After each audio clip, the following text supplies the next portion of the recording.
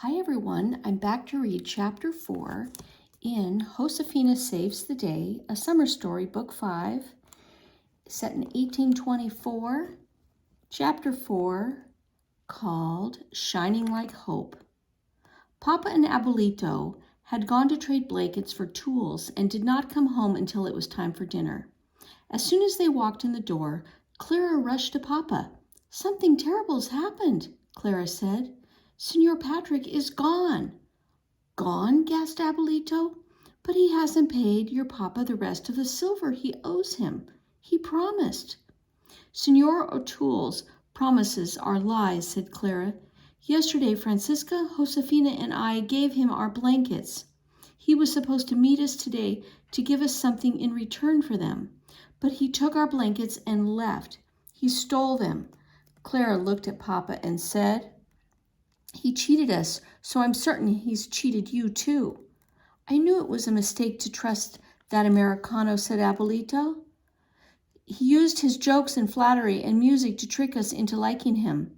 We didn't really know him at all." She turned to Papa. "If you go to town right now, perhaps you can find your mules and get them back," she said. Papa's face looked hard as stone. Tia Dolores spoke carefully. "It's still possible that this is just a misunderstanding," she said. "If you reclaim your mules, you'll be saying that Senor Patrick is dishonest. If you're wrong, you'll shame him and yourself. You'll ruin his good name and your own as well." "See," said Abuelito. "The other Americanos won't want to trade with you, and you'll get nothing for your mules this year. You'd better be sure." "Sure?" interrupted Abuelita. "How much more sure could anyone be?" She spoke to Papa with urgency. "Senor O'Toole stole from your daughters. If he'd stooped to that, you can be sure he's stolen from you too. Now go get your mules back before the rest of the Americanos leave, before it's too late." Papa was a wise man who did not act hastily. He thought for a long moment. Then he spoke in a sad, tired voice. "It seems I have been wrong to trust young Senor O'Toole," he said. "I don't want to ruin my chances of trading with the other Americanos, but I can't risk losing 20 good mules. I must do what I can do to get them back." "See," began Abuelita. "Go." But Papa held up his hand. "It's useless to go now," he said. "It will be impossible to find the mules in the dark. I'll go tomorrow at first light." Abuelito pressed her lips into a thin, worried line and said no more. No one had any more to say. Soon after dinner, they all went to bed, but Josefina was too miserable to sleep. For hours she lay awake, staring out of the narrow window. Finally, she gave up. She rose, dressed, slipped outside, and climbed the hilltop behind the house. The rain had washed the air clean, and the full moon was bright, shining like hope in the sky. Suddenly, out of the corner of her eye, Josefina saw a shadow move. "Senor Patrick?" she whispered, thinking wildly that he had come to find her. But no, it was only an old tortoise making its way patiently across the sandy ground. Josefina sighed and watched the tortoise stop under a pinyon tree. Oddly, the ground looked white there. Josefina looked again. The ground wasn't white. Someone had left a piece of paper under the tree. Josefina bent down to look at the paper and gasped. On top of the paper, she saw Patrick's chunk of turquoise. With trembling hands, Josefina picked up the turquoise and the paper. She unfolded the paper carefully, knowing that Patrick must have left it for her. It was soggy from being in the rain. The ink had run so much that the drawing was blurry. When Josefina held it up to the moon shone on it, she could see that it was a drawing of a church. But which church? There were 5 in Santa Fe. Was this one of Patrick's jokes? Josefina looked at the chunk of turquoise and remembered how Patrick had joked that it was a piece of sky that fell into his hand when he climbed to the top of... Oh! Josefina pulled in her breath. San Miguel Chapel. That was it. Patrick had left the chunk of turquoise on top of the paper so that she would know that the drawing was San Miguel Chapel. Josefina's heart skipped a beat. That was where the violin was. Josefina squeezed her fist shut around the piece of turquoise. Oh, Senor Patrick, she thought, forgive me for thinking that you lied. Josefina slipped and slid down the rain-slick hill, tripping over her own feet in her hurry. She crossed the courtyard and burst into the room she shared with Francisca and Clara. Wake up, she hissed, shaking her sister's shoulders. When they opened their eyes, Josefina waved the drawing at them and said, Senor Patrick didn't lie. He left this to tell me where the violin is.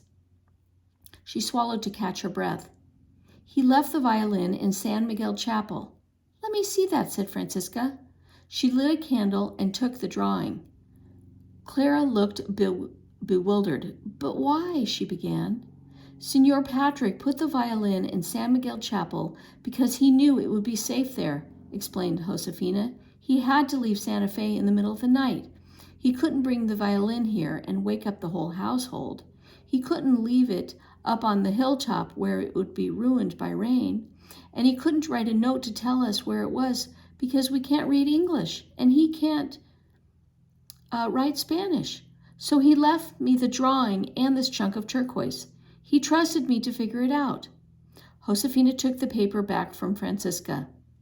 I'll show this to Papa, and it will prove to him that Senor Patrick is honest. Papa won't have to break off the trade. Don't bother Papa with that. It's just a piece of paper, said Clara. It doesn't prove anything. Only the violin could prove that Senor Patrick didn't cheat us, and Papa too. Then I'll have to get the violin, won't I, said Josefina. I'll go now. Clara was horrified. Josefina, she sputtered, you can't go into Santa Fe by yourself in the middle of the night. It's dangerous. The traders drink too much. They gamble and fight and shoot off their guns, she shuddered. You can't go. Not by yourself, said Francisca.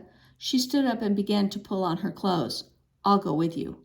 Oh, gracias, Francisca, said Josefina. We'll have to hurry. It'll be sunrise in a few hours.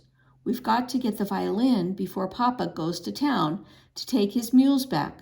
She looked at Clara. You must promise you won't tell anyone that we've gone. I promise, said Clara. But you must promise to be careful. I'll pray for you, she sighed. If only I'd traded my blanket for those knitting needles. Josefina and Francisca crept from their room, tiptoed across the courtyard, and slid out the front gate.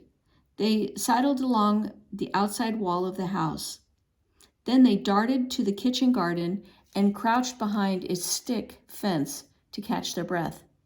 In a moment, Francisca touched Josefina's shoulders and then pointed toward the road. Josefina nodded. Both girls sprang forward, dashed to the road, and ran down it as fast as they could. With every step, the lantern she'd brought banged against Josefina's leg. Soon her arm ached from carrying it. Her stomach was in a knot, and her chest was burning because she was out of breath. But she kept on. Francisca was right by her side. Soon light shining from the windows and doorways spilled across the road. The girls heard bursts of music and clapping and the thunder of dancing feet coming from fandangos and parties. We'll have to stay away from the plaza, whispered Josefina, as she and Francisca skittered down a narrow lane. Too many people. Francisca nodded. Let's, she began. But just at that moment, the girls heard voices. A group of men swayed toward them, singing and laughing, and all talking at once. Quickly, Josefina and Francisca shrank into the doorway, pushing themselves flat against the door. Holding their breath, Josefina's heart was pounding so loudly that she was sure the men would hear it.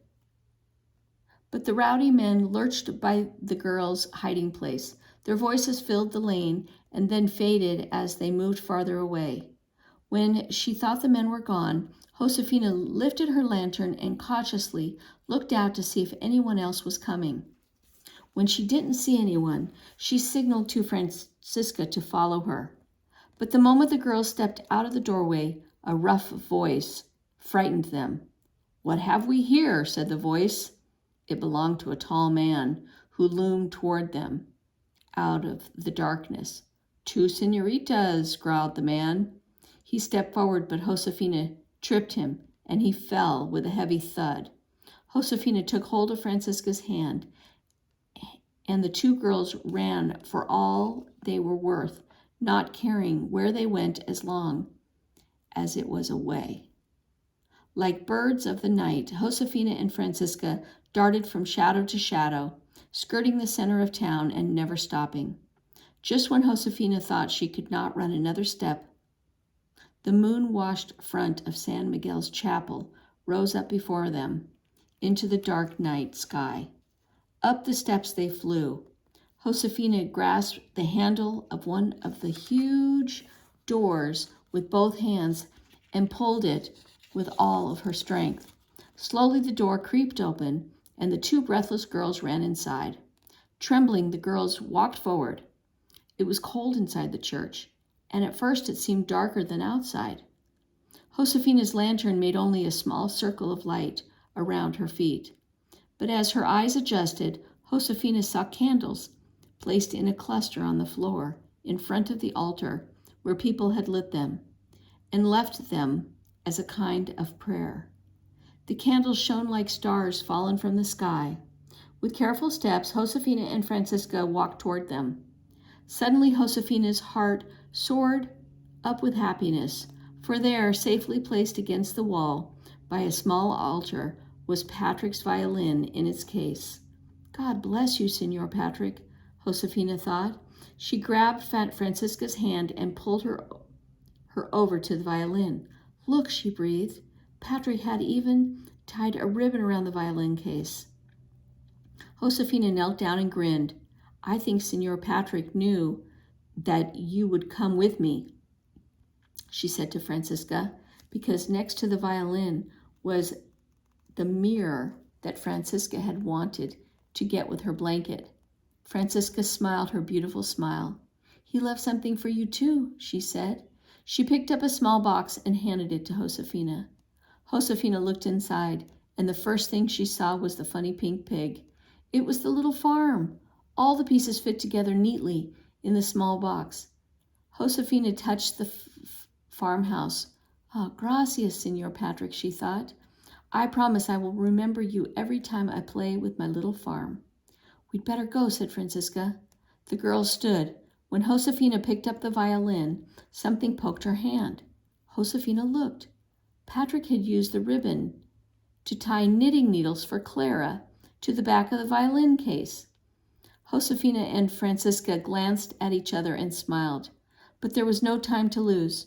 When the girls walked outside the church, a thin streak of gray above the mountains was already hinting that the sun would soon rise. Josefina knew that meant Papa was probably awake and getting ready to come into town. She and Francisca had to get home fast. They had to stop him. And though they were tired, Josefina and Francisca pushed themselves homeward as fast as they could go. The road home had never been so long. As they ran toward Abuelito's house, they saw that they were just in time. Papa and Tia Dolores were standing together. Papa's horse was saddled, and he was just about to mount up to ride into town. Josefina didn't hesitate. She ran straight to Papa and held out the violin. "Look, Papa," she said, all out of breath. "This is Signor Patrick's violin. This is what we traded our blankets for. He didn't lie to us. He left the violin for us at the church. Please don't go into town. Please don't take back your mules. Signor Patrick is honest. The violin proves it." She thrust the violin into Papa's hands. "If he kept his promise to us, then surely he'll keep his promise to you." Papa was astonished. He looked at the violin and then at his two daughters. Tia Dolores was the first to speak. Do you mean to say that you too?" She broke off as if the rest of the question were too unbelievable to ask. "You two went into Santa Fe by yourselves in the middle of the night to get this violin?" Josefina and Francisca nodded. "We're sorry," said Josefina, "but we had to prove to Papa that Senor Patrick is honest," Francisca added. They all looked at Papa. "You stopped me from making a serious mistake, and I am grateful," he said in his deep and deliberate voice. "Now I am sure that somehow Senor Patrick will get me the money he owes me for the mules." He paused, then said, "Go inside. Your abuelita will have some sharp words to say to you when she finds out what you have done. And the girls hung their heads. They knew they deserved the scolding they expected, but all Papa said was, "I must ask a servant to unsaddle my horse. It seems I won't be going to town this morning after all." Francisca and Josefina glanced at each other. Wasn't Papa going to scold them any more than that? They didn't wait to see, but turned to go inside. "Wait," said Papa. He held the violin out to Josefina. "Take your violin." "Oh," said Josefina, "the violin isn't for us. It's for you, Papa." "For me?" Papa asked. "Why?" "Because," said Josefina, "it made you and Tia Dolores happy." Papa looked at Tia Dolores, and Josefina saw something that might have been a smile pass between them. That evening, a friend of Patrick's brought the rest of the silver to Papa. Josefina and Francisca only had a peek at the man as he was leaving after dinner. They'd had to spend the day in the room as punishment for sneaking into town. Abuelita said that they should pray for God's forgiveness and everyone else's as well. But then she hugged both sisters. So Josefina thought she wasn't too angry. Clara was so delighted with her new knitting needles, she kept Josefina and Francisca company and knit all day. Francisca amused them by using her mirror to make reflective sunlight dance on the walls and flit across her skirts like tiny gold birds. Josefina spent the time quietly playing with her toy farm, and so the day passed peacefully. Josefina was tired after her adventure. She went to bed early and fell into a deep, dreamless sleep. Something woke her in the middle of the night. It wasn't the moon, because the sky was cloudy. Josefina got out of bed and opened the door to feel the cool night breeze on her cheeks. A sound nearly too soft to be heard drifted on the breeze. Josefina had to hold her breath to hear it. She almost wasn't sure what the sound was. And when she realized, she smiled.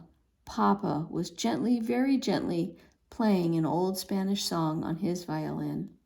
The breeze blew the clouds away, and suddenly the courtyard was full of moonlight. Josefina saw that she was not only one awake and listening to Papa.